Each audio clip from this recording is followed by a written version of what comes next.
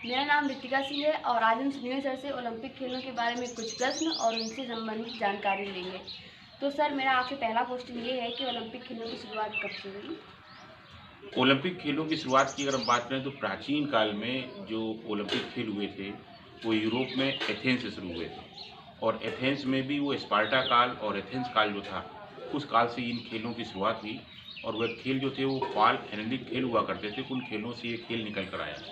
पाल Hellenic खेल जो थे, वहाँ से ये खेल जब चालू हुए, तो 776 ईसा पूर्व जब एथेंस में खेले जाते थे, उस समय जब ये खेल होते थे, तो उस समय जो सैनिक थे वो युद्ध नहीं करते थे। एक देश से दूसरे देश पर वो आक्रमण भी नहीं करते थे और वहाँ पर कुश्ती, भाला फेंक, दौड़, घुड़सवारी ये प्रतियोगिताएँ होती थी और महिलाएँ इन खेलों में नहीं खेलती थीं। महिलाओं को इन खेलने में खेलना वाजिब, वो सिर्फ़ दर्शक के रूप में आती थी और जो पुरुष जैसे एथलेटिक्स की प्रतियोगिताएँ करते थे, तो वो नग्न अवस्था में ही दौड़ते थे।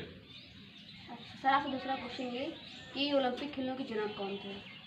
ओलंपिक खेलों ये 776 ईसा पूर्व में जब प्राचीन काल में खेल शुरू हुए, तो ये खेल चलते रहे, लेकिन जब रोमन साम्राज्य का आधिपत्य हो गया, तो इन खेलों को बंद कर दिया गया। जब इन खेलों को बंद कर दिया गया, तो फ्रांस के एक जो थे पेरिस द कुर्बेतियन, जिनको हम आधुनिक खेलों का जन्मदाता कहते हैं, उनके अथक प्रयासों से भागीरथी प्रयासों से इन खेलों को पुनः चालू किया गया और उनका ये उद्देश्य था कि पूरा विश्व जो है, वो वसुधैव कुटुम्बकम की भावना से रहे। एक देश की संस्कृति दूसरे देश की संस्कृति खेलों के माध्यम से लोग जानें कि वहाँ का कल्चर कैसा है, वहाँ लोग आएँ, इकट्ठा हो और सभी लोग प्यार और मोहब्बत से उन खेलों में देश में, संसार में भाईचारा बढ़े।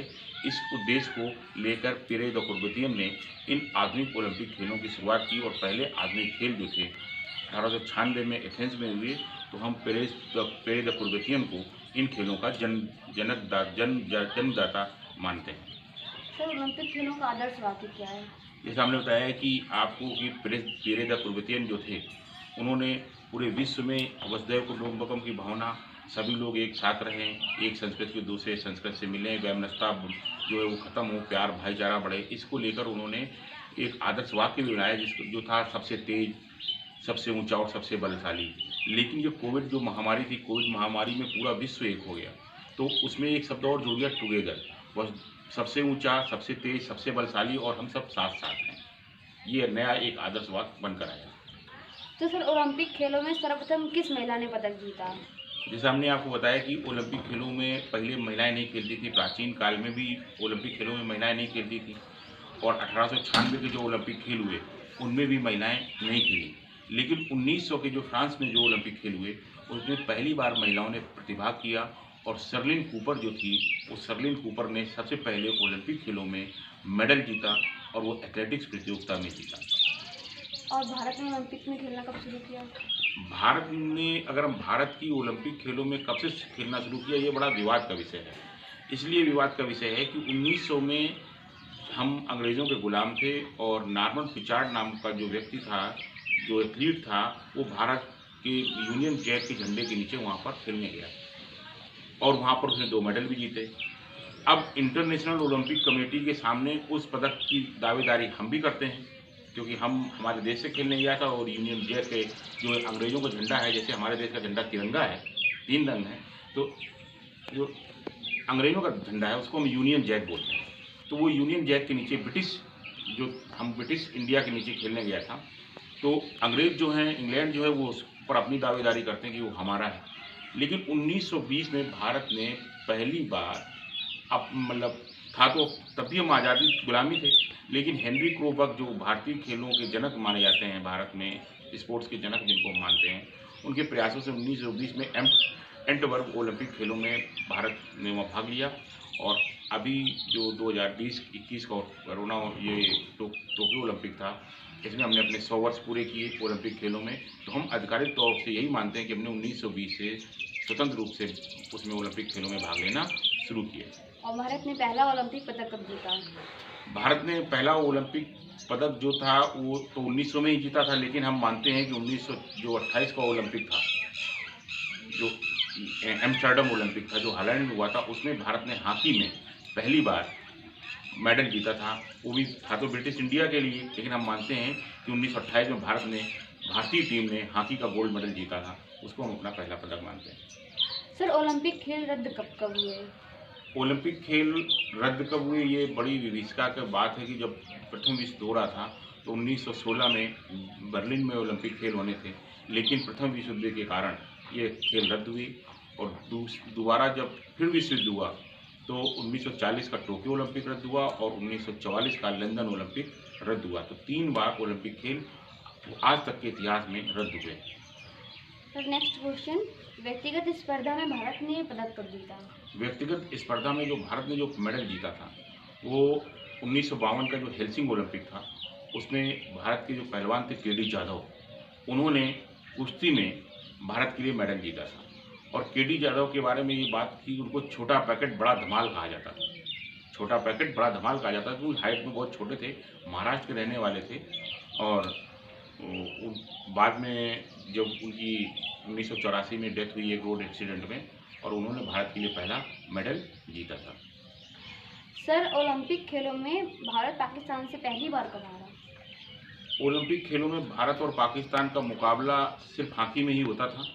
और हॉकी में जो 1960 का रोम ओलंपिक था, उसमें भारत का जो विजयी रथ था, जो लगातार भारत गोल्ड मेडल जीतता चला आ रहा था, उस विजयी रथ को पाकिस्तान ने 1-0 से हराकर हॉकी में ही भारत पहली बार पाकिस्तान से हारा था।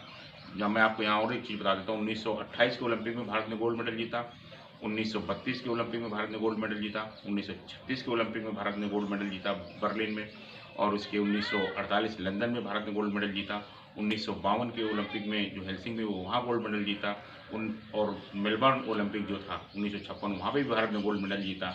और रोम ओलंपिक में फाइनल में भारत जो था वो पाकिस्तान से 1-0 से हारकर पहली बार गोल्ड मेडल से चूका। अच्छा सर, हम जैसा कि हम जानते हैं कि कोई भी खेल स्टार्ट होता है तो उसके पहले मार्च पास्ट होता है, तो ओलंपिक खेलों के मार्च पास्ट का नियम क्या है? ओलंपिक खेलों का मार्च पास्ट का रूल तो ये है कि सबसे पहले जिसको हम ओलंपिक खेलों का जन्मदाता मानते हैं, वो एथेंस यूनान, वो सबसे पहले आगे वो चलता है।